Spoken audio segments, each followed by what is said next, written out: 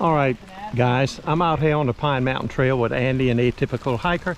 I brought in my duplex, dirt color one, and fortunately for us, Kevin had bought him a Durston X-Mid 2-person Pro.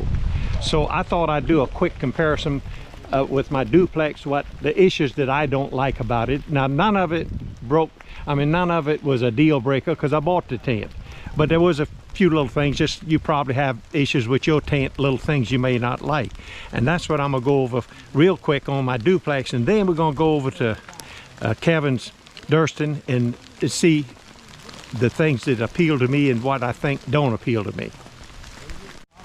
First thing that concerns me is this half moon drop down door. In the summertime I don't particularly care for it because I've never been able to open it with one hand, but let me drop it down.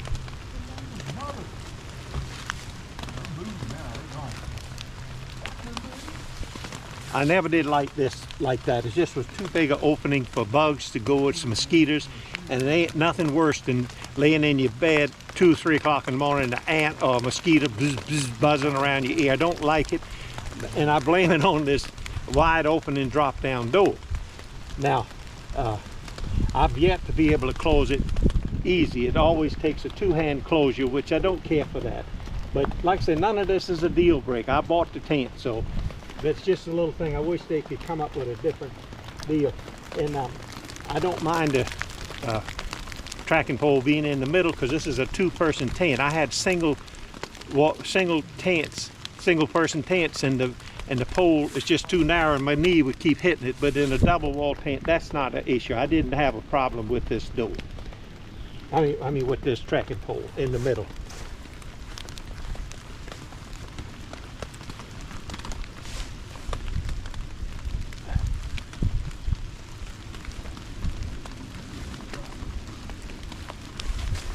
As you see, it's an issue to go ahead and close. I wish it was easier, but nevertheless, that's something we just put up with. Now the next thing I need to, it's raining, so I got to fix this vestibule, and I'll come back and show you the next thing I don't care about. The next thing is in the morning or even at night, when you get in the vestibule, somehow or another, you got to figure out some way to get the reach. You have to reach around from inside to get this back and possibly pull it taut. But when you get up in the morning, you have to scoot out, and there's no easy way to reach under here, or you reach through here and get a little slack so you can take this off right here. That bothers me, but it ain't a deal breaker. Just put up with it, I guess you could sort of say. The other thing I never understood is they have such pretty guidelines, these yellow ones. You can see them real easy in the daytime, but I never understood why they didn't put some reflective particles in there so at night you could see. But anyway, none of that was a deal breaker, just my little personal preference to things I didn't care about and aggravating. So I'm gonna go over here. Let's take a look at Kevin's Durston.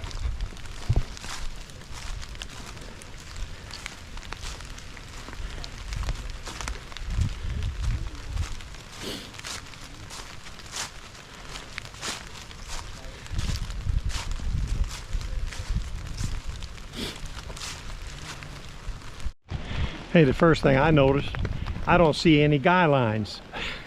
Don't require any in fair weather conditions. Now, I think I was just looking at it. He's got. They do furnish some guy wire for storm mode, because as you see, let's look right here. This pole here is supported by this going all the way down to that step stake, and of course it goes down here and over there, so it's pretty well stable this way. But look, not this way. That's why they have this little, see this little tie out right here? That's why they have that little tie out and sent that little cord. For storm mode, you would have to put a guy line on out here. that was the only thing I see that it's not that going that way is in bad weather or snow or heavy rain. And of course there's another tie-out point here. And of course you got the same issue on this end with this, see, like that. This way I think is all right. He don't have it really tight, but that bothers me. You'd almost have to use and tie that down and take care of that in storm mode. Now I want to look in it. He said we can look in it. Look at this waterproof zipper. I've experienced that before too. Nice. Alrighty. Now the first thing I see, which is interesting, of course, due to this asymmetrical or diagonal setup with these trekking poles, if you notice, it's not in the center, which is interesting. And oh, generous sized vestibule, that's for sure. So next thing I notice is the door. Oh, I see. It's got it has these magnets, little teeny magnets like that. In fact, let me cut it off and tie it. Well, let's see. I can put my tripod down and do it. Let's see. Let's see if you can see. Where's the magnet at? Oh, there it is.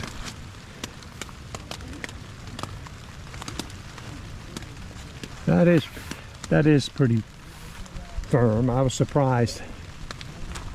I don't know. Anyway, I don't know what possessed them to go this way, because this magnet is sealed in there. But what if you had to change it out if it loses its magnetism? I don't know why they just didn't go with a loop and a toggle like all the other tents. But anyway, that's interesting that they went with a magnet. Of course, these kind of companies like IBM, Xerox, AT&T, they all, years ago, they had research and development companies. All of them had research and development. Before they sent a product out, they at least do some testing and research on it. But nowadays, companies, they get a product, they send it out there, and they let the consumer do all the research and development. Because I know that from the first, the first iteration, I guess, of the tent, they learned that the magnets weren't strong enough, so they had to make some stronger magnets. And a lot of people were complaining because it didn't have any pockets inside the tent. So they came back and added these pockets, and the pockets is on the mesh, not down, not like on the other tents where it rides somewhat on the floor. They put them up here on the tent, which ain't bad. I don't know how much weight it'll hold before it starts jeopardizing the structure of the tent. But Kevin is so happy and pleased with this tent, and that's a 30-inch pad he's got in there. He just stuck it in there. He's over there yakking it up with Andy. But I don't know, I might be in the market for this tent, because it did solve the door problem. It's a D door. See, look at it, real easy.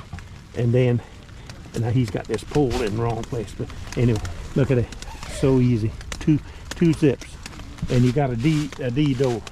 So anyway, I think that's a big plus for me. And I think I might be in the market for this tent. So that means I got to dispose of my duplex dirt color. And anybody's interested, it's a good tent. Like I say, I'm not throwing no negative shade on it, because it serves its purpose. But I think this one here has got some, is going to give duplex some serious competition. Honestly, I think it's going to happen. And asymmetrical, I've had a tent, the High Root 1, that was designed by Andrew Circa. I had that tent, and I thought a lot of it, except it was a double wall tent, and the inside mesh, if they'd have just fixed it like the Lanchons, where the mesh was tied to the rainfly, but it just hung on me. I mean, you didn't just touch it, it just laid on you on one side. I couldn't deal with it. I finally just got rid of it. But I enjoyed the tent, and the asymmetrical or the diagonal, that works fine. Loved it. So anyway, that's it for my recommendation. So see you next time.